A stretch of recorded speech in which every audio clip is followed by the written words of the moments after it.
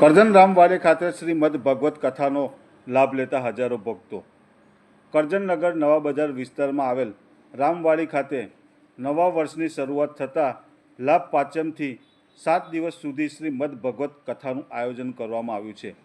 સુરતના એવા ગોદડિયા પરિવારના સભ્યો દ્વારા પિતૃઓના મોક્ષાંતને લઈ કથાનું આયોજન કરવામાં આવ્યું છે, જેમાં વ્યાસપીઠ ઉપર સૌરાષ્ટ્રના પ્રખ્યાત એવા પૂજ્ય રવિરામ બાપુ હરિયાણીના કંઠે શ્રીમદ ભગવત કથાનું આયોજન કરવામાં આવ્યું છે।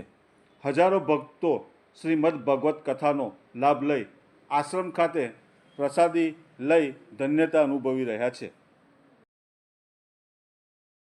એની સાથે તમે લગ્ન કરશો, પણ જ્યાં આવું કીધું ને ત્યાં તો આખી સભામાં ખળભળાટ મચી ગઈ। જય સિયારામ। કરજણ મુકામે નવા બજાર ખાતે આવેલ પરમ પૂજ્ય પ્રેમદાસ બાપા ગોદડિયા રામવાડી આશ્રમ ખાતે વર્ષ દરમિયાન અનેક નાના મોટા ઉત્સવોની ભવ્ય ઉજવણી થાય છે। એ ઉજવણીના ભાગરૂપે ચાલુ વર્ષે લાભ પાંચમથી એટલે કે તારીખ 6/11થી લઈને તો 12/11/24 દરમિયાન 7 દિવસની શ્રીમદ ભાગવત કથા સપ્તાહનું ભવ્ય આયોજન કરવામાં આવેલ છે।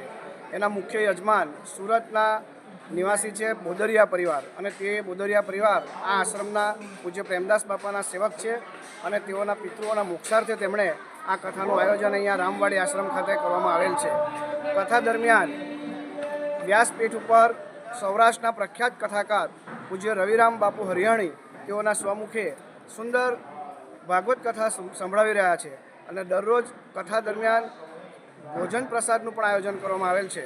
કરજણ તેમજ આજુબાજુના નગરના મોટી સંખ્યામાં ભક્તો તેમજ ગોદડિયા પરંપરા સાથે જોડાયેલ અને આશ્રમ સાથે જોડાયેલા સુરત અને કાઠિયાવાડના અનેક ભક્તો અહીંયા આ કથા સપ્તાહ દરમિયાન સત્સંગ, ભજન અને કથા તેમજ ભોજનનો લાભ લઈ રહ્યા છે।